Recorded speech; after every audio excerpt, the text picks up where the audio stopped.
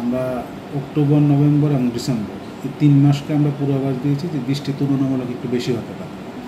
আর বৃষ্টি যদি তুলনামূলক বেশি হয়, আকাশ কিছুটা সময় নিয়ে হতে পারে, বেশি সময় নিয়ে মেঘলা থাকতে পারে, বৃষ্টি হতে পারে। আকাশ যদি মেঘলা থাকে, দিনের তাপমাত্রাটা কম থাকতে পারে, তো রাতের তাপমাত্রা এরকম কমবে না। কারণ কি, আমাদের দিনে যে তাপটাও আসবে বা আলোটা আসবে, যে তাপটা উৎপন্ন হবে, এবং সেই তাপটা পরবর্তীতে যাওয়ার সুযোগ নেই, মেঘে হতে পারে, ঢাকা পড়তে পারে।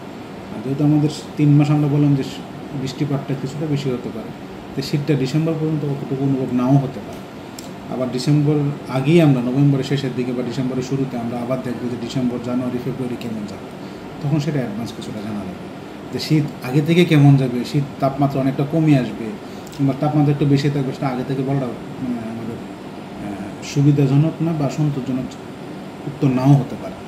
যেহেতু আমাদের এটা পূর্বাভাস, পূর্বে যদি আমি আভাস দিই যে তাপমাত্রা অনেক কমে যেতে পারে, মাইনাসে চলে আসতে পারে, সেটা আগে থেকে পূর্বাভাস দেওয়া যায় না। কারণ কি, যেহেতু আমাদের দক্ষিণ এশিয়ার এবং ট্রপিক্যাল রিজনে, উষ্ণমণ্ডলীয় জায়গা, এখানে আগে থেকে সব ডিক্লেয়ার দিলে অনেক সময় ভুল হতে পারে। সেই জন্য আমরা অক্টোবর, নভেম্বর 3 মাস আমরা পূর্বাভাস দিয়েছিলাম যে বৃষ্টি তুলনামূলক বেশি হতে পারে। আর বৃষ্টি যদি তুলনামূলক আমাদের বেশি থাকে, তাপমাত্রাটা তুলনামূলক বেশি থাকতে পারে, শীতটা ওইরকম অনুভূত নাও হতে পারে। অর্থাৎ নভেম্বরে আমরা তো একটা দিন টানা একটু শীত পাবো, কারণ বাতাসে করে তাপমাত্রা কমে আসছে। আবার 3-4 দিন পরে হয়তো তাপমাত্রা আবার বাড়া শুরু হতে পারে, এবং সেটা হয়তো 5-7 দিন বাড়তে পারে, আবার গিয়ে কমতে পারে, আবার বাড়তে পারে। হয়তো নভেম্বরের শেষে বৃষ্টি হতে পারে, ডিসেম্বরে বৃষ্টি থাকতে পারে, যেহেতু আমরা বৃষ্টির পূর্বাভাসটা বেশি দেওয়া আছে।